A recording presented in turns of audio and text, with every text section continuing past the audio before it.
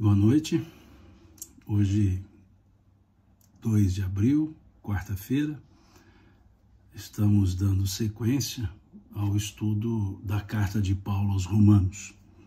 Hoje vamos para o nosso segundo encontro, na segunda aula, não vou dizer aula, né? Quem sou eu para ser professor de estudo bíblico? Nosso segundo encontro.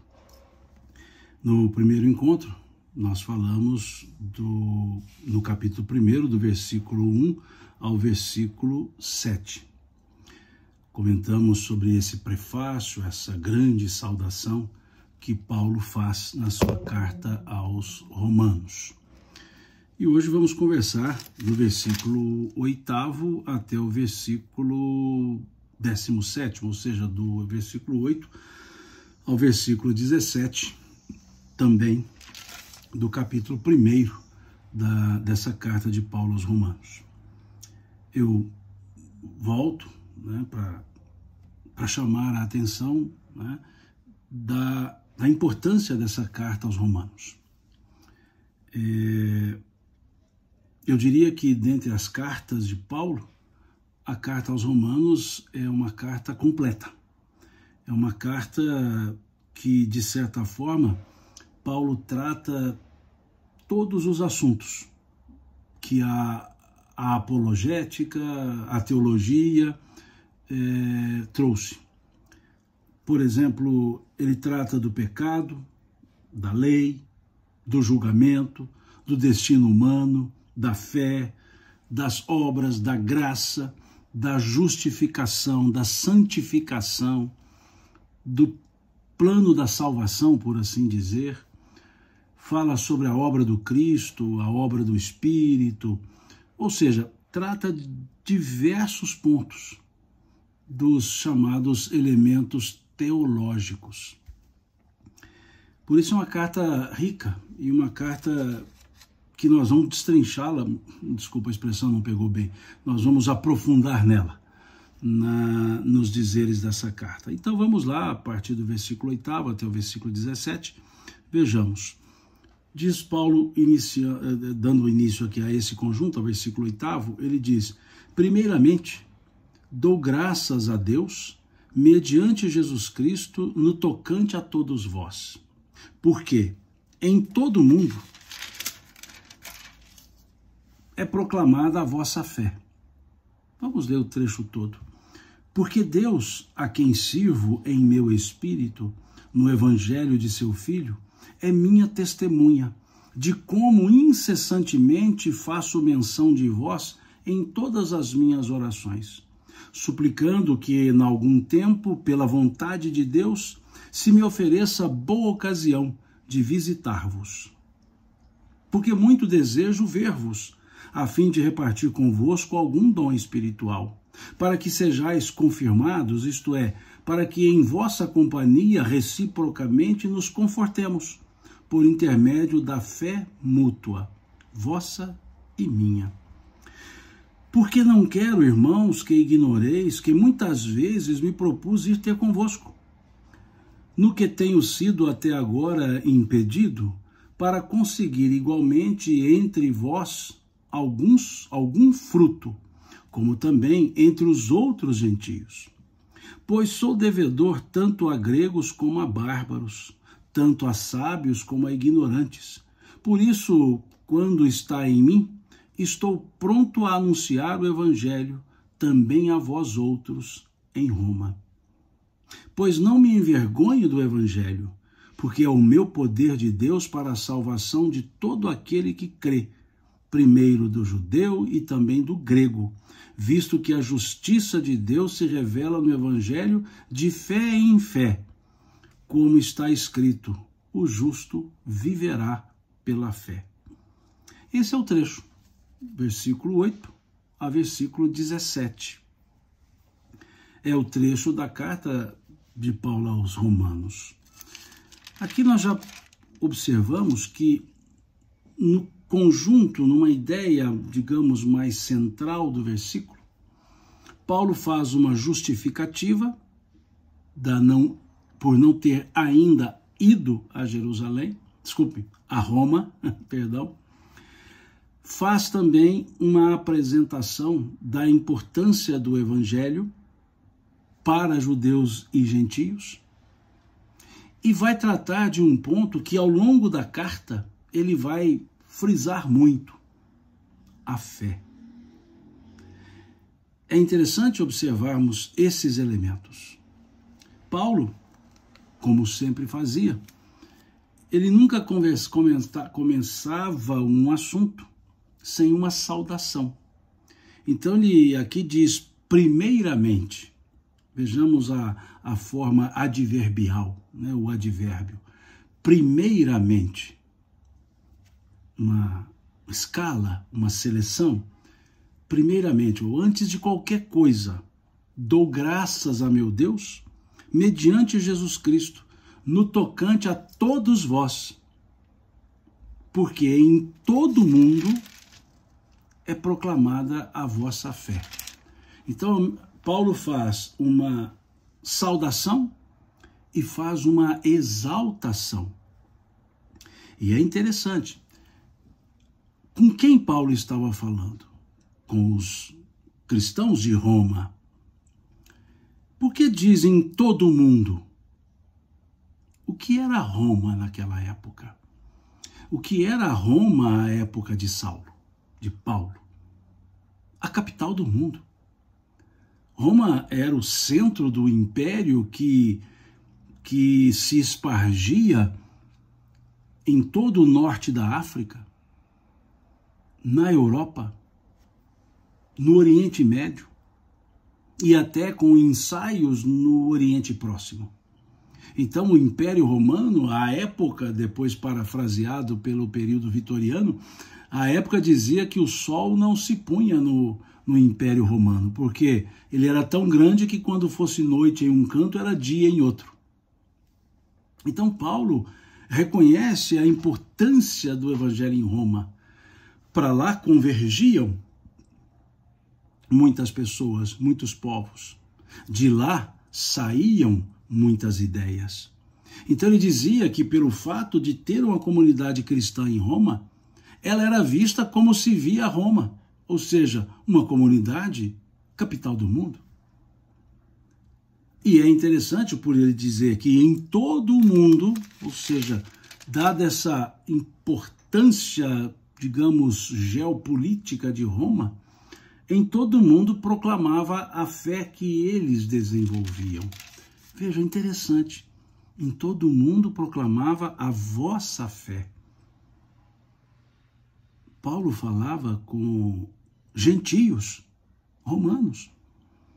E ele já começa a dizer que aquilo que os identificava era a fé. Nós vamos pensar depois o que é fé no pensamento paulino, né? No pensamento hebraico, né? Emular. O que significa efetivamente fé, emular. E ele diz então que ele cumprimentava aqueles dando graças a Deus por poder comunicar com eles. E era também uma justificativa. Por quê? A capital do mundo, Roma, uma comunidade cristã forte. E ele não havia visitado Roma ainda. Ele já havia percorrido diversas regiões, desde Israel ao Oriente Próximo, ao Oriente Médio.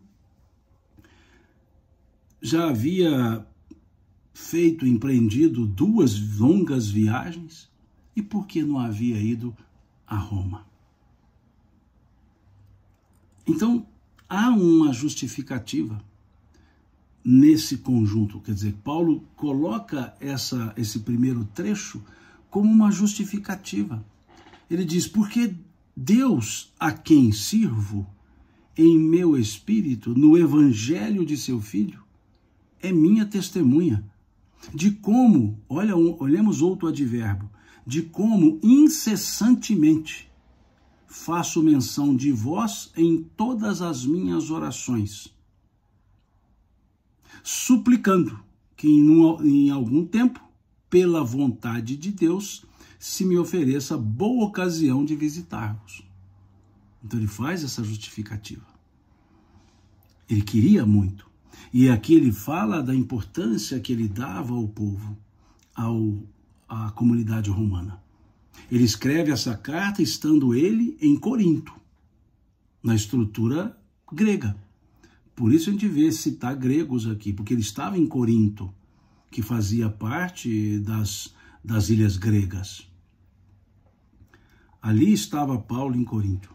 Então ele vai dizer que não pôde ir ainda, mas que ele, em prece, ele sempre pedia a Deus que oportunizasse para que ele fosse a Roma. Então vem essa preocupação de uma justificativa e um senso de humildade muito grande. Ele não conhecia o povo romano, ele não tinha ido lá. Ele programava ir, e uma comunidade forte. Então ele diz que faz menção ao povo, à comunidade romana, em todas as orações. Como que explicando que, de fato, no seu íntimo, ele queria estar lá. E aí ele diz: porque muito desejo ver-vos, a fim de repartir convosco algum dom espiritual. Algum dom espiritual. Que dom? Que dons? Nós vemos na carta de Paulo aos Coríntios, na primeira carta, no capítulo 12, Paulo falando dos dons espirituais. Falando dos diversos dons concedidos pelo Espírito, concedidos a ele, e ele poderia levar a esses outros. É interessante, podemos até ver esses dons na primeira carta aos Coríntios. Deixa eu dar um pulinho lá, no capítulo 12 da carta de Paulo aos Coríntios, nós vemos ele dizendo, muito interessante, ele dizendo sobre os dons. Ele diz assim, no versículo 4, ora, os dons são diversos, mas o Espírito é o mesmo. Tudo promana de Deus. E também há diversidade nos dons, mas o Senhor é o mesmo. E há diversidade nas realizações, mas o mesmo Deus é quem opera tudo em todos. A manifestação do Espírito é concedida a cada um para aquilo que for útil. Porque a um é dada, mediante o Espírito, a palavra de sabedoria. A outro, segundo o mesmo Espírito, a palavra de conhecimento. A outro, no mesmo Espírito, a fé. E a outro, no mesmo Espírito, dons de curar. A outro, operações de milagres.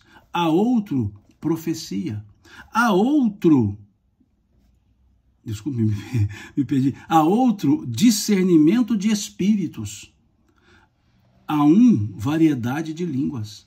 E a outro, capacidade para interpretá-las. Mas um só é o mesmo Espírito e realiza todas essas coisas, distribuindo-as como lhe apraz a cada um individualmente.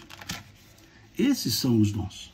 Há exegetas que entendem que não são esses dons, mas não falam quais são.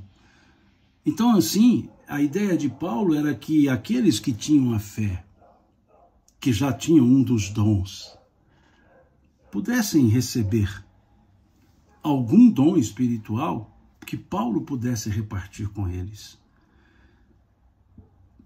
E aí ele diz, para que sejais confirmados, isto é, para que em vossa companhia reciprocamente nos confortemos por intermédio de fé mútua, vossa e minha. Aqui Paulo dá uma demonstração de humildade, dizendo que ele confortaria aqueles corações, mas que também seria confortado por eles. Também seria confortado por aqueles corações. Como que numa troca.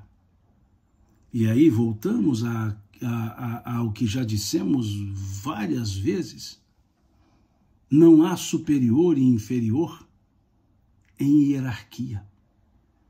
Os servidores do Cristo têm um alinhamento horizontal, não vertical. É um plano. E aí, volto àquilo que Jesus disse-nos: aquele que quiser ser o maior, seja o que mais sirva. E aí nós entendemos Paulo aqui se auto-intitulando a Deus a quem sirvo. Ele sempre se colocou como um servidor. Ele nunca se colocou como um doutor.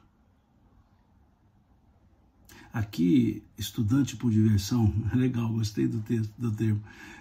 Como Paulo chegou à conclusão dos dons espirituais? Observando-os, observando as pessoas que falavam em línguas estranhas, línguas que não conheciam a si, mas eram conhecidas, pessoas que não entendiam aquela língua, como vemos lá no capítulo 2 do Atos dos Apóstolos, Pedro falando em hebraico e as pessoas, cada um entendendo na língua própria, na sua língua nacional, porque lá tinha diversos povos, muitos que não falavam hebraico. Então Pedro falou em hebraico e as pessoas ouviram nas suas próprias línguas. Daí ele chamar de dom de entendimento das línguas. E pessoas outras falando em línguas nacionais que não eram deles, línguas de outras nações. Observando a capacidade de cura, que Paulo mesmo curava, conforme vemos lá no capítulo 19 do livro Atos dos Apóstolos, quando lá diz que Paulo, em nome de Jesus, fazia maravilhas, de sorte que até as suas roupas, quando levadas aos doentes, os doentes se viam curados. Então, o dom da cura, o dom do discernimento dos espíritos, para discernir se o Espírito é de Deus, como o apóstolo João havia dito na sua primeira epístola, capítulo 4, irmãos, não creais em todos os espíritos, vede primeiro se eles procedem de Deus. Então, o discernir os espíritos, entender a linguagem, e aí vem o dom da profecia, como os profetas do passado e como o último profeta registrado, João o Batista. Então, a partir das observações, Paulo traz um entendimento sobre os dons. E esse capítulo 12 da carta de Paulo aos Coríntios é um tratado de estudo dos dons espirituais. Eu digo que é um tratado sobre mediunidade. Porque, veja, o dom de discernir os espíritos, nós temos a vidência. O falar em línguas, nós temos a xenoglossia, que é um dom mediúnico. A profecia, a precognição, um dom mediúnico. Então aqui, o capítulo 12 aos Coríntios, é um tratado sobre assunto mediúnico. Agora, há um ponto importante, que aqui quando ele fala repartir algum dom para que sejais confirmados, é preciso que nós entendamos, que está no capítulo 12 da carta de Paulo aos Coríntios, que nós entendamos qual é o objetivo, qual é a finalidade dos dons. Quando Paulo diz, os dons do Espírito são dados a cada um para aquilo que for útil. Então, quando Paulo diz aqui, para repartir convosco algum dom espiritual para que sejais confirmados, para que em vossa companhia reciprocamente nos confortemos por intermédio da fé mútua, aqui ele fala que são dons com finalidade útil, e não para fazer demonstrações, como os mágicos faziam, que aí muitos eram predigitadores, mas alguns eram dons, mas para fins exibicionistas. E é isso que Paulo trabalha com relação aos dons espirituais. Quando ele diz lá que os dons, na primeira carta de Paulo aos Coríntios, os dons do Espírito são dados a cada um para aquilo que for útil. Isso, se trouxermos para a ideia kardeciana, a ideia de Kardec, capítulo 26 do Evangelho segundo o Espiritismo, nós veremos Kardec dizendo: a mediunidade é uma coisa santa que deve ser tratada santamente. palavras de Kardec. Na verdade, ele está fazendo uma paráfrase de um ditado latino. Há um ditado latino que diz sancta sunt stractunda santis, ou seja, coisas santas têm que ser tratadas com santidade. E ele faz uma paráfrase, dizendo a mediunidade é uma coisa santa que deve ser tratada santamente. É a mesma coisa que Paulo está dizendo, os dons do Espírito são dados a cada um para aquilo que for útil. Então, aqui Paulo, quando trata dos dons aos romanos, ele fala com a seriedade que ele tratou na sua carta aos Coríntios, mostrando que ali entre eles, tamanha fé, os dons poderiam ser exercidos, poderiam ser repartidos, mas com a seriedade necessária, com a seriedade necessária. A Cruzeni faz uma pergunta, assim, não pode se perder o dom da mediunidade? Cruzeni, essa pergunta ela demanda uma resposta mais profunda, que foge um pouquinho ao nosso assunto. Mas, porque se eu disser assim, sim, pode perder, fica muito obtuso eu responder assim. Por quê? Porque não é um perder, mas pode haver suspensão.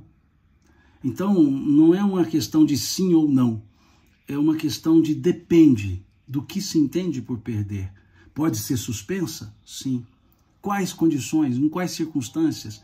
Então, depois eu posso até, quando fizer algum estudo aqui sobre mediunidade, aprofundar nisso. Mas para não ficar sem resposta, eu diria, pode ser suspensa sim. Pode ser suspensa. Eu não vou usar o verbo perder num aspecto de propriedade, né? Mas no aspecto de não ter mais a manifestação, sim, ela pode ser suspensa. Mas isso é uma resposta, assim, para não ficar sem resposta. Mas ela merece um aprofundamento para que não fique mal entendido. Voltando, então, ao texto. Nós vemos Paulo falando do conforto recíproco, essa humildade de Paulo. E se nós pensarmos bem, é assim. Quem leva um alento é alentado também. Quem se propõe a ajudar é ajudado também. E quando se propõe a ser útil, não se propõe de cima de um púlpito, de cima de um palco, de cima de um palanque. Quando se propõe a ajudar, não é de cima para baixo, é de igual para igual. Mineiramente falando, dois capengas tentando se ajudarem. É essa a ideia paulina. Ele sempre se colocava como esse servidor. E ele sempre se dizia irmão. Tratava a todos assim. Porque ele podia muito conhecer, muito fazer, mas ele também entendia que muito ali aprenderia. Sobre Jesus, por exemplo, ele aprendeu com Pedro, com Maria, com o próprio Cristo, com as inspirações que se lhe chegavam. Como disse na outra live, não está registrado, mas na carta ou no Atos, mas Paulo tinha interlóquios com o Cristo, sem dúvida. Se o Cristo lhe aparece e o chama, nada impede que o Cristo possa ter lhe chamado outras vezes. Na literatura de Emmanuel, ele nos fala das inspirações chegadas de Estevão, as inspirações chegadas de Abigail. Emmanuel também não apresenta Jesus falando com Paulo, mas se falou uma vez para chamá-lo, por que não para orientá-lo? Se Jesus disse para Ananias, e disse, deixai que eu mesmo mostrarei a ele o quanto ele padecerá por causa do meu nome, mostra então que haveria momentos inspirados pelo próprio Cristo. O Cristo disse a Ananias, ele é o vaso que eu escolhi para depositar o meu evangelho e levar a todas as nações. Então aqui, Paulo também entendia que ele era um aprendiz. Temperamento um tanto ansioso, exigente, mas ele sabia o quanto era importante ele cumprir essa tarefa.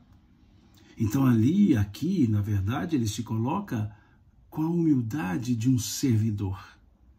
E se nós pensarmos bem, quem ensina é um servidor. Ele se torna útil para quem aprende. Um mestre é um servidor, como Cristo assim se referiu, dizendo isso. Pois o Filho do Homem não veio para ser servido, e sim para servir.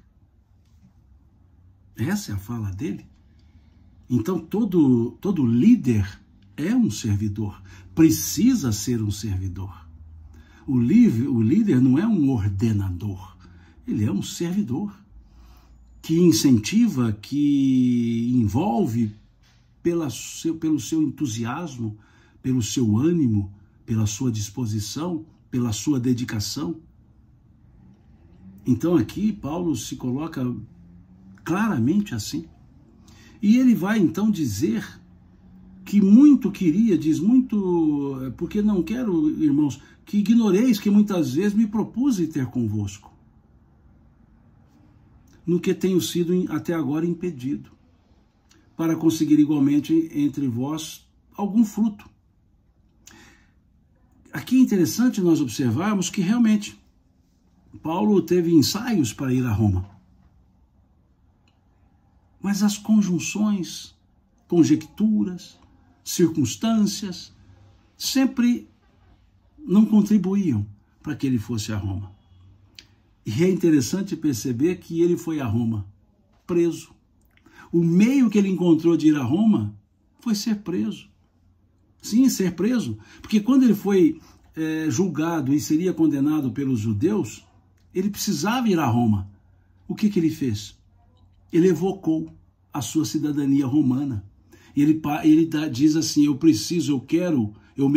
tenho o direito de ser julgado por César. Porque era um cidadão romano. Paulo tinha cidadania romana por ter nascido em Tarso. Então, ele apelou para a cidadania romana e só poderia ser julgado por César lá em Roma. Então, ele foi levado a Roma cativo, preso. Vendo que talvez poderia ser sentenciado pelos judeus e não iria a Roma, ele então viu a circunstância, apelou para a cidadania romana e aí ele foi para Roma. E uma viagem não muito tranquila, porque sofre um naufrágio próximo à ilha de Malta e ele fica em Malta, prega em Malta, vai para Roma, preso, mas um preso que foi a ele permitido ficar livre para pregar. E durante 2 anos ele pregou o evangelho em Roma, recebendo pessoas na sua casa. E ali foi pregando, 2 anos pregando. Eu até me atrevo a dizer que talvez se Paulo tivesse ido antes, nós não teríamos essa belíssima carta que ele escreveu aos romanos. Porque nós veremos ao longo do estudo da carta, ainda estamos no capítulo 1, o quão profunda ela é em termos de fé, em termos de exegese, em termos de apresentação do evangelho. Porque essa é a grande finalidade da carta, apresentar o evangelho. Que ele vai dizer aqui.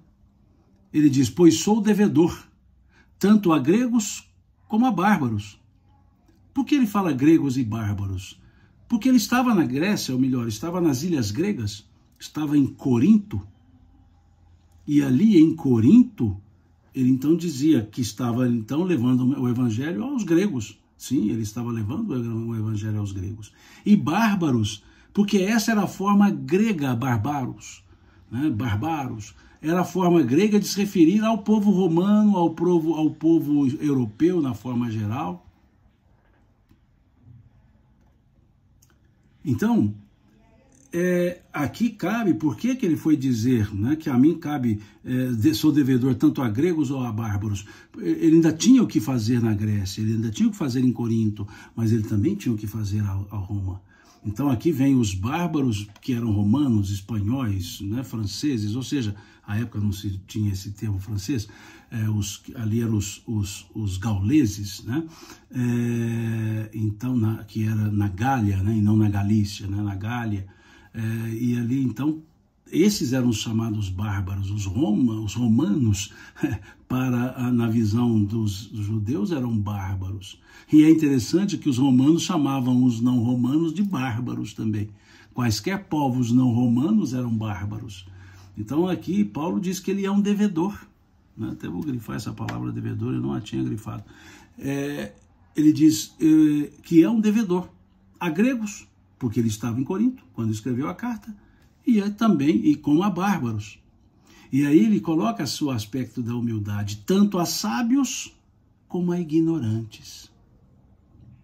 Aqueles que ignoram o conhecimento. Ele continua sendo devedor. Por isso, quanto está em mim, ou seja, dependendo das minhas forças, estou pronto a anunciar o evangelho, também a vós outros, em Roma.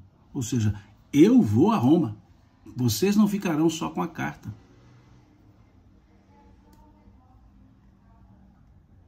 A Cruzani coloca no filme de Paulo, mostra Lucas com ele na prisão, escrevendo o que é hoje o livro de Lucas, ajudado por Paulo. É verdade? Boa parte do que Lucas escreveu no seu evangelho foi ditado por Paulo.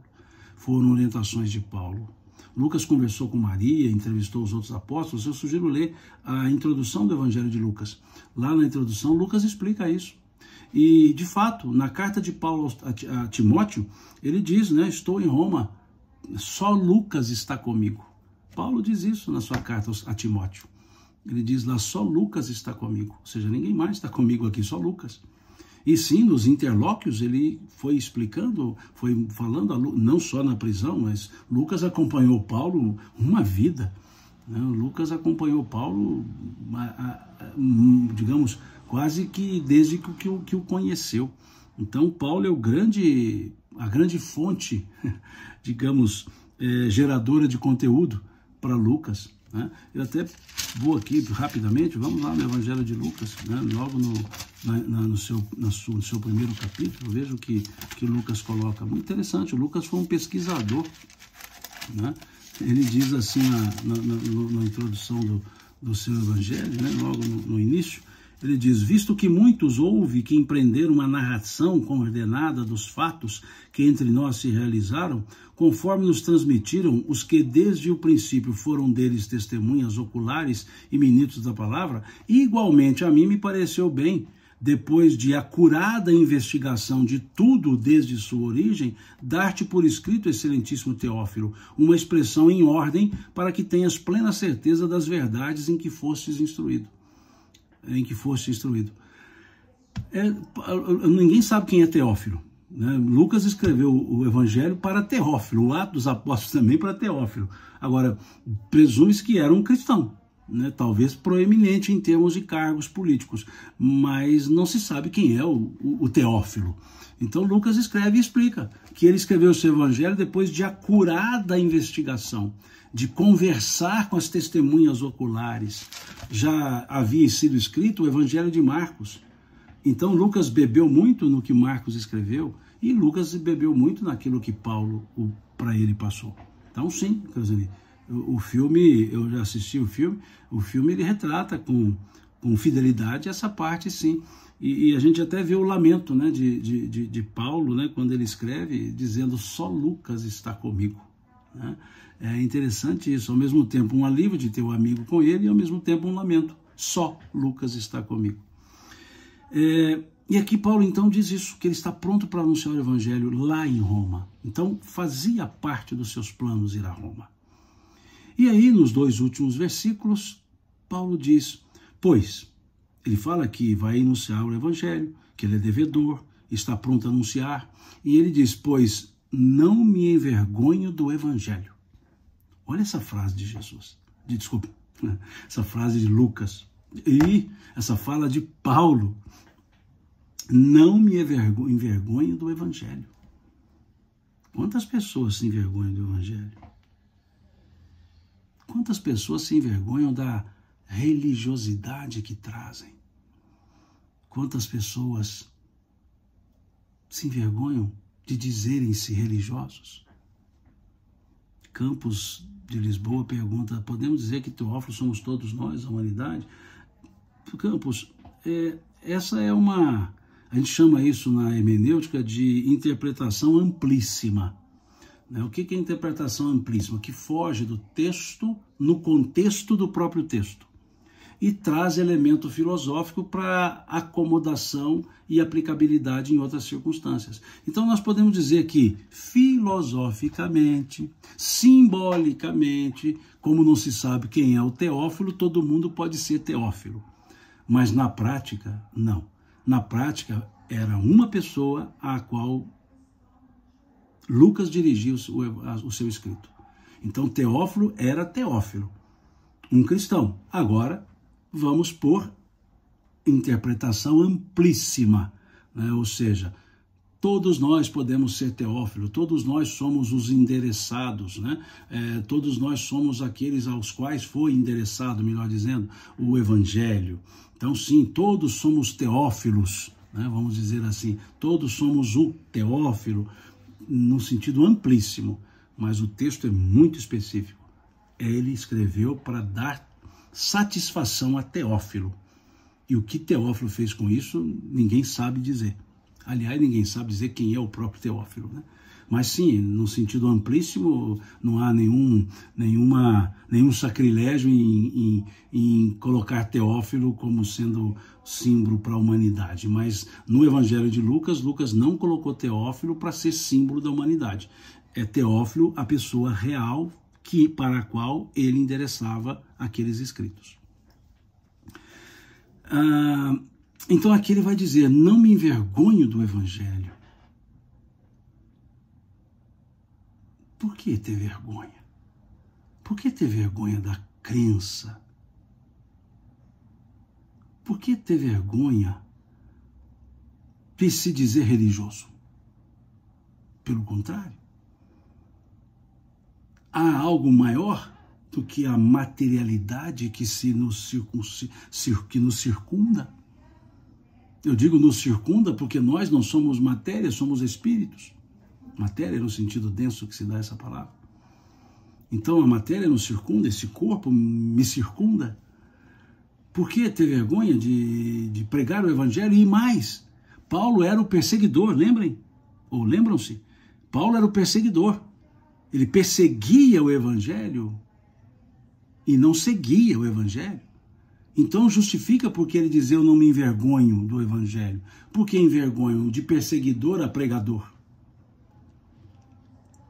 Isso, como a Campos aqui nos coloca, no sentido de amplíssimo Campos, aqui está H. Campos, né, de Lisboa, então o primeiro nome. Então a Campos aqui nos fala do amplíssimo. Nós podemos fazer aqui também esse amplíssimo, né? De Paulo, quando nós mudamos as nossas condutas, quando deparamos com a necessidade de mudar as coisas que fazemos, também não podemos ter vergonha de mudar, não podemos ter vergonha de reconsiderar conceitos, não podemos ter vergonha de aprender e reconhecer erros. Então aqui fica muito forte, pois, veja, uma partícula conclusiva, pois não me envergonho do Evangelho, porque é o poder de Deus para a salvação de todo aquele que crê. E aqui a palavra salvação não é aquela ideia de o Evangelho salvo, ou seja, eu abro o Evangelho, eu já estou salvo. Não, não é isso. A palavra salvação, em termos hermenêuticos, em termos exegéticos, ela significa tomada de consciência. O que nos salva? A tomada de consciência para o homem novo, que Paulo dizia, para a nova pessoa. O Evangelho, ele nos abre para um aprendizado sobre vida, e aprendendo sobre a vida, nós vivemos melhor. Aprendendo sobre os valores na vida, nós vivemos condignamente, com dignidade. Então a salvação aqui não é vem que eu salvo, não.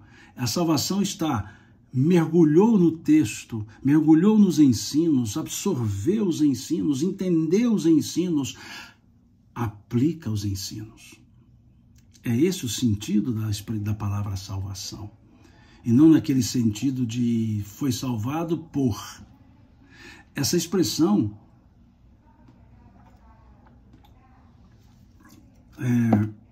aceitar a Jesus não é um aceito de boca para fora. Esse aceitar é dizer, compreender os ensinos dele. Porque quando compreendemos, tal qual aconteceu com Paulo, com Saulo ainda, quando compreendemos, caem as escamas dos nossos olhos. Quando entendemos a continuidade da vida, quando entendemos a imortalidade, a nossa maneira de enxergar o mundo muda. A nossa forma de lidar com as situações muda. A ansiedade diminui. Não vou dizer se extingue, diminui. O senso de uma injustiça inercial de Deus muda. Por quê? Porque os ensinos do Cristo são libertadores.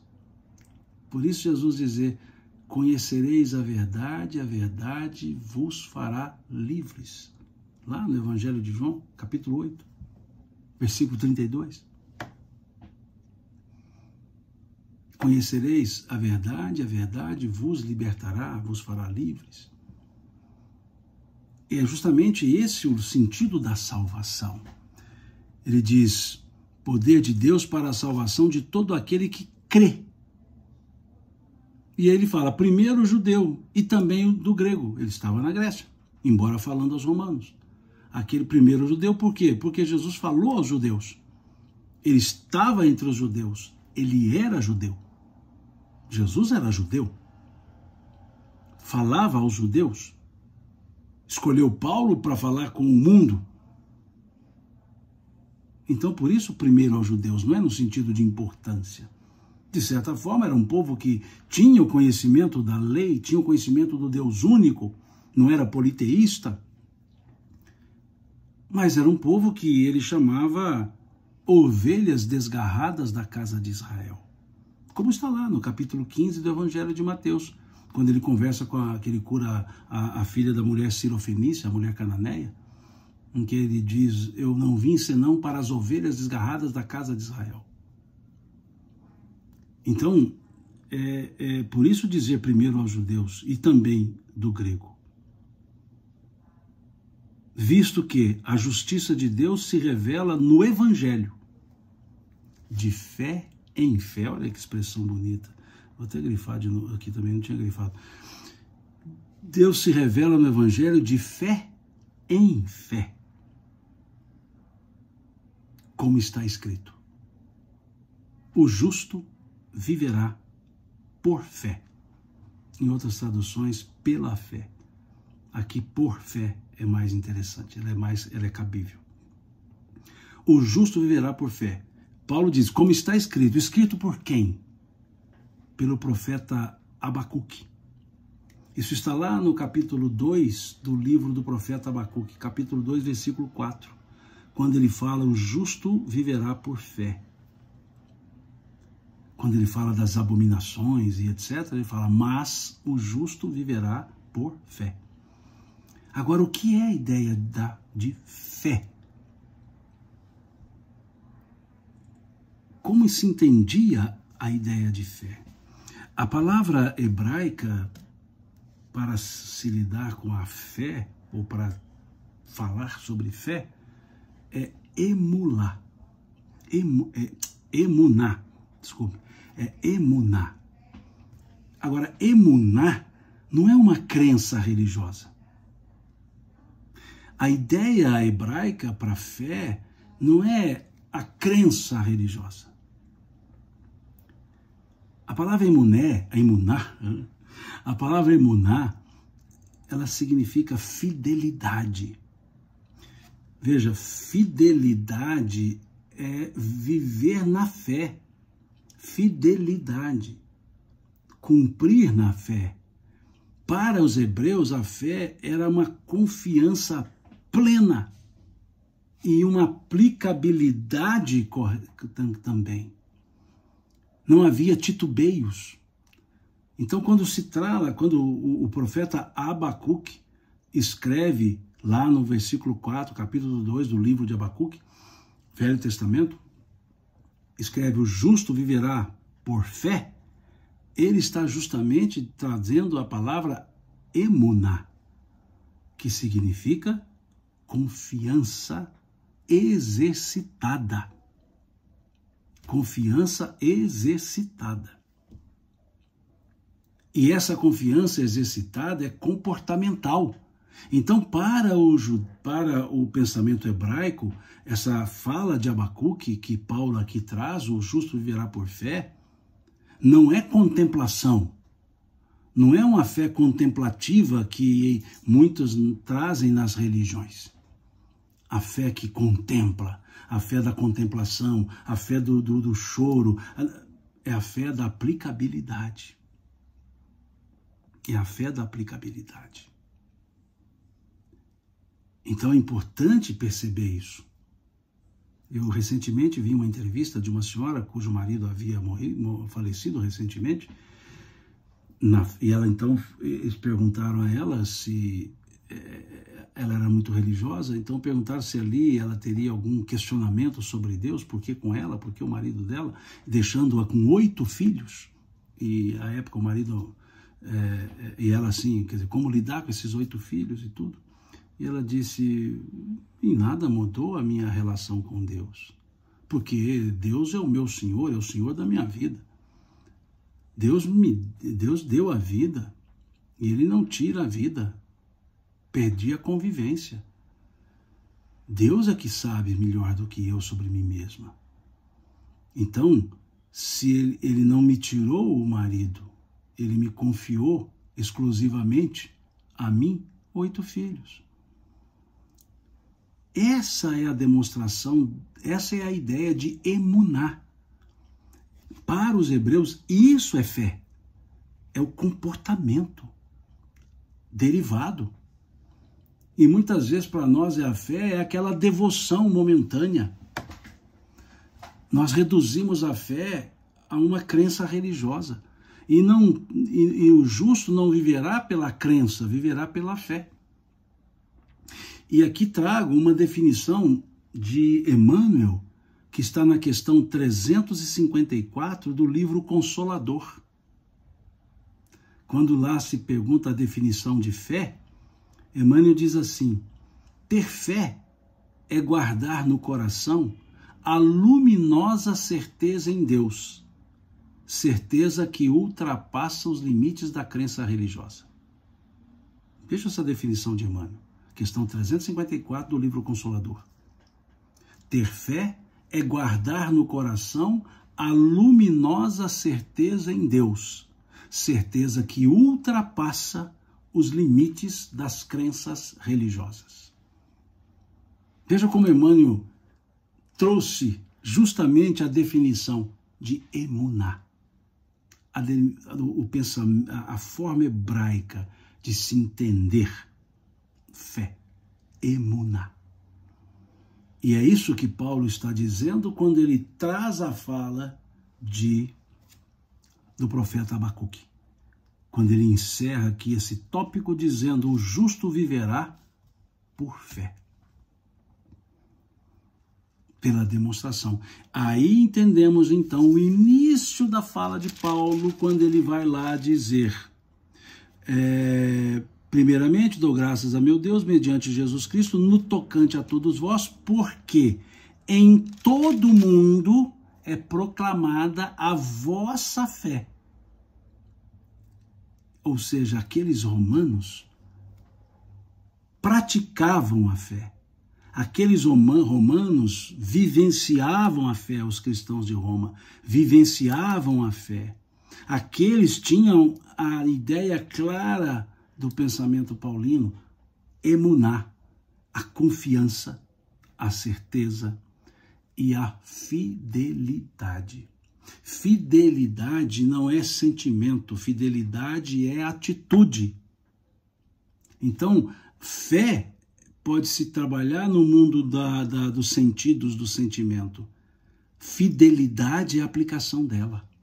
Então, quando se usa a palavra emuná, não é para a crença contemplativa, é para a fidelidade. Ela significa fidelidade. Ou seja, cumpro aquilo no que creio, naquilo que tem certeza, na certeza em Deus, como diz Emmanuel. Então esses são os versículos que nós estudamos hoje. Do versículo 7 ao versículo, do versículo 8, sim, do versículo 8 ao versículo 16 dessa carta de Paulo aos Romanos. Então foi o nosso segundo encontro. O primeiro estudamos do capítulo 1, do versículo 1, desculpe, ao versículo 7 do capítulo 1, e agora continuamos no capítulo 1, do versículo 8 ao versículo 17. E no próximo estudo, domingo que vem, pela manhã, nós estudaremos a partir do versículo 18. Creio que faremos do 18 ao 27 dessa carta de Paulo aos Romanos. No mais, agradeço a vocês. Aqui perguntou a Tamimi, está gravando? Sim, vai ficar na minha página do Instagram e ficará também no meu canal do YouTube. Então eu agradeço a vocês por acompanhar esse estudo dessa quarta-feira, dessa noite de quarta-feira, e já os convido para o próximo domingo, às 9 horas ou 10 horas. Eu vou explicar de novo. Pode ser que seja 9, pode ser que eu faça às 10, por uma questão de adequação da minha agenda. Eu sempre tento fazer às 9, mas há vezes que eu não consigo e faço às 10. Então, domingo pela manhã, ou 9 ou 10 horas, já convido vocês para continuarmos para o nosso terceiro encontro do estudo dessa carta de Paulo. Boa noite, né? Bom resto de quarta, bom resto de semana e até domingo, se Deus quiser. Estaremos na continuação do nosso estudo. Até mais, Deus lhes pague pela cordialidade e pela paciência. Fiquem com Deus.